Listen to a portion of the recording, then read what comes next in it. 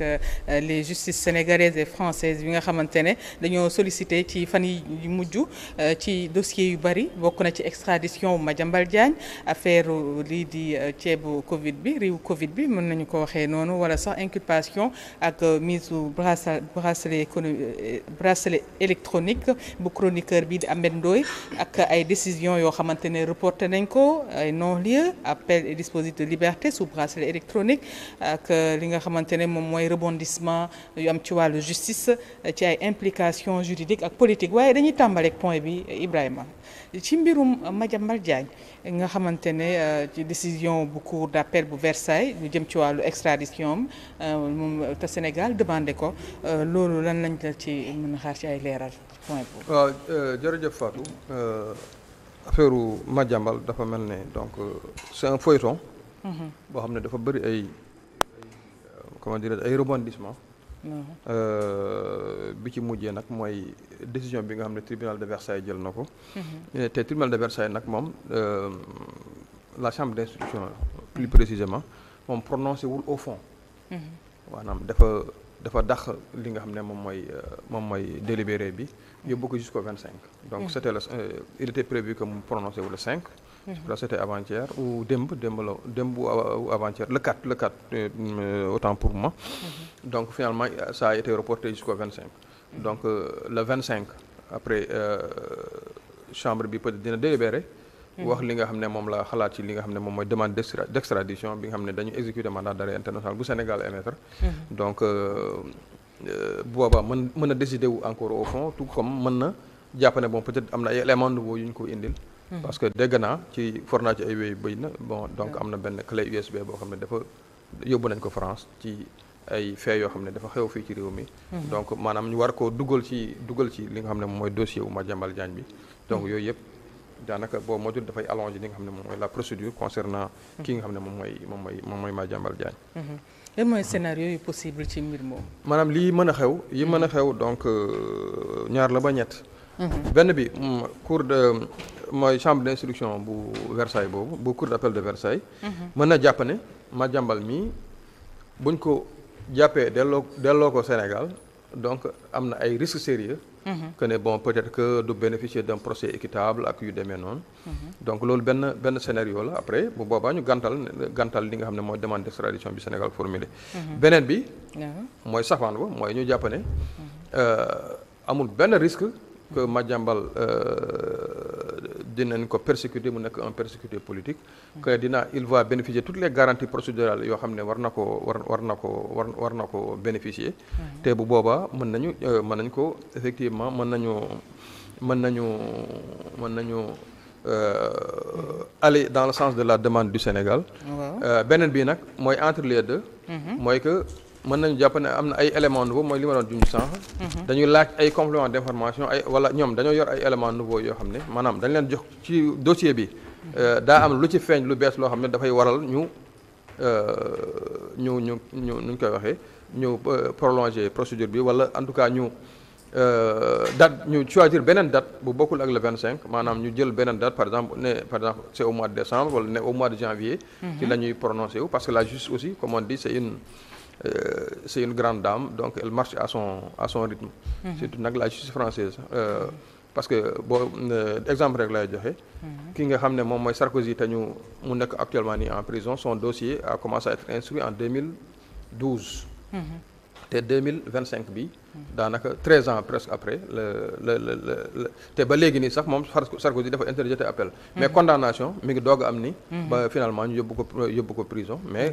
moom et ses avocats def nañu li nga xam ne moom mooy appel. def nañu appel ci défense su Madiambal Diagne bi annoncé nañ ne mën nañoo saisir lii di groupe du travail bu ONU lan la loolu mën a changer lu jëm ci dossier boobu juridiquement waaye tamit diplomatiquement.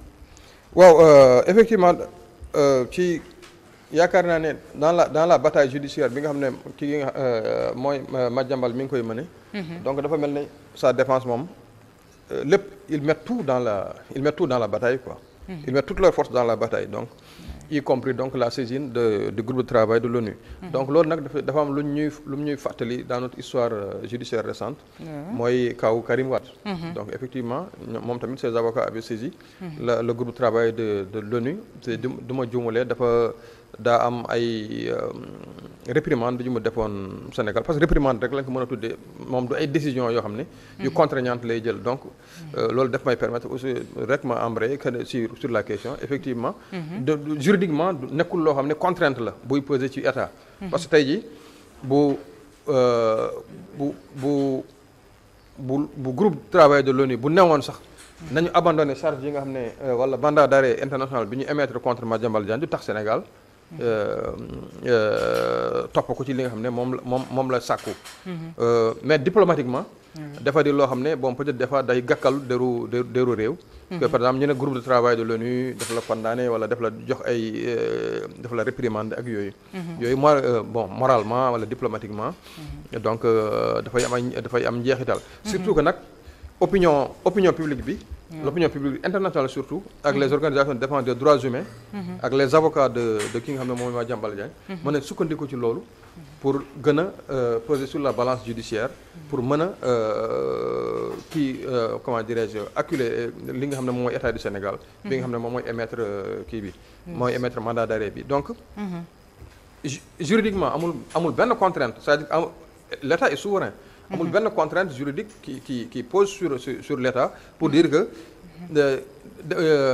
groupe de travail des Nations Unies ni mu décider à la couleur wala par force noonu nga koy exécuter mais diplomatiquement dafa di loo xam ne des fois bu fekkee ne dafa jël une décision boo xam ne dafa défavorable à li nga xam ne mooy position Sénégal diplomatiquement ak moralement day am benn njeexital donc et organisation des droits de l'homme yi ak li nga xam ne mooy opinion publique bi mën nañ ci emparer wu gën a def pression sur li nga xam ne moom mooy le gouvernement le doyen des juges tamit accordé benn non-lieu lii di importateur lii di riz kii di Rayam HM Moustapha Ndiaye ak Mohamed Dieng nga xamante ne dañ leen a inculpé woon ci mbirum distribution ceeb ci crise Covid bi d'abord lan mooy un non-lieu waaw ci droit pénal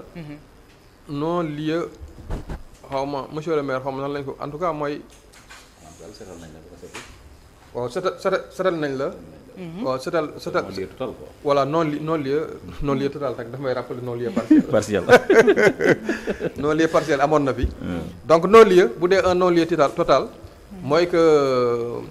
ci li ñu téyegum ci ay firnde voilà amaguñu ay firnde ne lii nii yow yaa ko def donc jarul ñuy poursuivre li nga xam ne moom mooy procédure bi donc non-lieu bi dafay am benn njeexital ci li nga xam ne moom mooy la procédure pénale mooy que effectivement procédure bi dafay day yam foofu maintenant il est possible à ce que par exemple ki nga xam ne moom non-lieu bi arrangé ko mooy partie adverse bi wala le procureur mën na interjeter li nga xam ne moom mooy appel lan mooy fondement juridique bu non-lieu boobu waaw fondement bi effectivement le code de procédure pénale moom moo ko prévoir article 111 ak yi ko topp donc ñoom ñoo régir li nga xam ne moom mooy la culture de l'instruction te culture de l'instruction donc effectivement mooy non-lieu donc su fekkee ne juge bi dafa jàpp ne y a pas suffisamment de charge maanaam amul ay firnde que ne nit ki moom moo ko def donc mu ne jarul ñu koy renvoyer devant un tribunal dans ce cas il prend li nga xam ne moom ordonnance non lieu mais fondement bi jàppal na donc c'est l'article 171 et suivant du code procédure pénale d'accord ginnaaw loolu aussi ñu wax ci mbirum ci juge bi sax loolu sax mën na fondé ci yooyu comme motif boo xamante ne mën na décerner tamit ab non lieu bon yi nga xam ne moom mooy fondement li nga xam ne juge bi ci lay mën a fondé wu ay motifs yi nga xam ne ci lay mën a fondé wu pour décerner li nga xam ne moom mooy non-lieu donc ñett la benn bi dafay jàpp ne comme ni ñu ko waxee woon maanaam nit ki li ñu koy toppee amul benn firnde bi ñu ci joxe le procureur l'accusation n'a pas été peut-être en mesure de fournir li nga xam ne moom mooy des preuves que effectivement diw mii li ñu ko toppee moom moo ko def ensuite parce que dañoo jàpp ne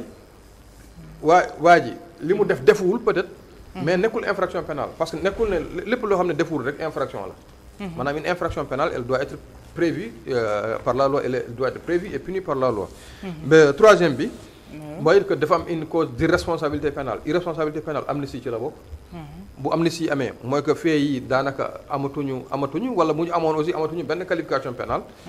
Beneen bi mooy que nit ki dafa tàggoog sagom donc maanaam koo xam ne dafa xelam neexul.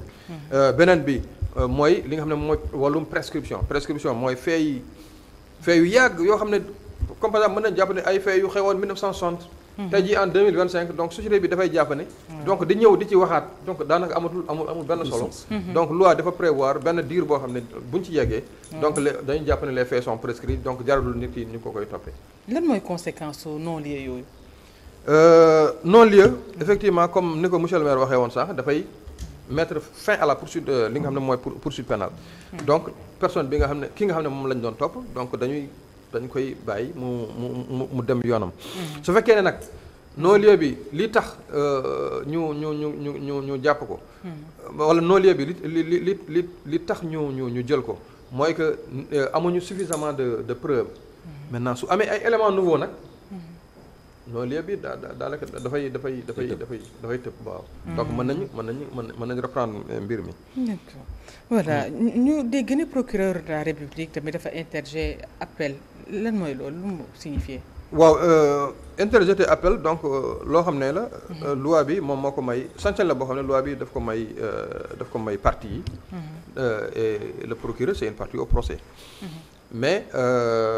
procureur nag. yoon beneen privilège boo xam ne yoon may na ko mooy que moom bu interjeter appel bu dee nit ki dafa nekkoon kaso dafay des waaw donc voilà bu dee que ce soit non-lieu wala que ce soit ay relax wala ay liberté provisoire à chaque fois procureur moom bu interjeter appel rek par exemple gis nañ ko dans le cas de Lat Diop par exemple le procureur c'est a interjeté appel finalement dañ ko téye donc procureur donc am na sañ-sañu yoon moo ko may de par la loi donc am na sañ-sañu def interjeter li nga xam ne moom mooy appel de sorte que à chambre d'accusation bi réexaminer waat mbir mi mais li ñu mën a jàpp rek mooy que moom bu interjeter appel rek nit ki nga xam ne moom bu fekkee ne dafa nekkoon kaso dafay des voilà lan mooy effet wu décision chambre d'accusation. donc chambre d'accusation moom mën nañu jàpp ne bon donte sax juge yi moom pour wax ay affaire kilifa ak affaire yooyu parce que on dit que les juges sont indépendants bon ils n'obéissent qu'à la loi et à leur propre conscience donc mais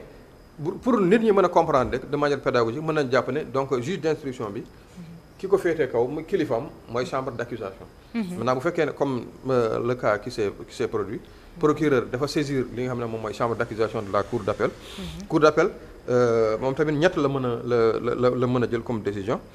mën na confirmer le non-lieu bu confirmer le non-lieu maanaam mooy juge d'instruction bi li mu wax donc moom ànd na ci donc boobaa nit ki dañ koy bàyyi mu dem bu fekkee ne nag dafa infirmer le non-lieu nit ki dafay desandi donc ñu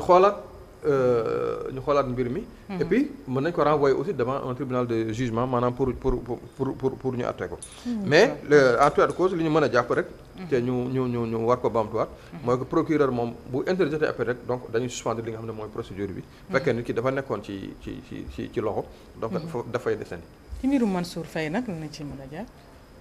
waaw Mansour Faye xam nga moom ak ñooñu nga lim noonu sànq daa mel ni benn dossier la woon donc daanaka li tax ñii ñu topp leen devant les tribunaux les juridictions ordinaires kële ñu topp ko devant la haute cour de justice rek mooy ndomba tànk yi nga xam ne moom la Mansour Faye amoon donc Mansour Faye après dafa mujjee am liberté provisoire mais moom daanaka même dossier bi la mais comme ñii am nañu non-lieu au niveau des juridictions ordinaires donc Mansour Faye moom tamit mën na njort ne moom tamit mën na am non-lieu parce que dañ doon wax ne ay surfacturation lañ doon wax te avant-hier le juge a clôturé son dossier nee na y a pas matière à poursuivre donc il a décerné un non-lieu donte nag procureur de la République moom interjeté na appel mais avocat wu Mansour Faye yi mën nañ sukkandikoo ci loolu pour moom ñoom tamit effectivement dégg naa ñu ne ñoom tamit dañuy saisir li nga xam ne mooy chambre d'instruction de la haute cour de justice pour ki nga xam ne moom mooy Mansour Faye ñu mu am non-lieu total maanaam ñu setal ko wecc ci li nga xam ne mooy dossier Covid bi. kii di chroniqueur bi di Ahmed Ndoye bu Sen TV ñu inculqué ko ci mbirum offense à une personne exerçant tout ou partie des prérogatives du président de la République ñu wax cité premier ministre Ousmane Sonko lu jëm ci mbirum diffusion fausse nouvelle ñu bàyyi ko mu libre gannaaw bañ ko joxe ab bracelet électronique nag mën nga ñëwaat ci dispositif boobu. waaw bracelet électronique benn xeetu aménagement de peine li ñu naan aménagement de peine wala peine alternative parce que jusqu'à une période récente li amoon rek mooy kaso donc mais depuis une loi de 2020 donc Sénégal dafa dugal dans son dispositif dans son droit pénal la possibilité pour que nit ki ñu takkal ko benn bracelet électronique maanaam boo xam ne daf koy suivre wala day suivre ses mouvements wala day da koy tere par exemple mu génn réew mi wala da koy tere mu dem ay yenn bërëb donc mais loolu benn xeet la rek aménagement de peine ci yeneen xeet travaux d'intérêt général am na fii donte nag Sénégal quand même nekkul loo xam ne dañ koy appliquer médiation pénale aussi am na médiation pénale nga reconnaître ne lii yow yaa ko def après ngeen dem ci procureur ngeen xool ni ngeen di arranger mbir mi ensuite mu am caution aussi loolu yaakaar naa ne dafa nekk lu ñu tudd loo xam ne tudd nañ ko temps yi lu bëree bëri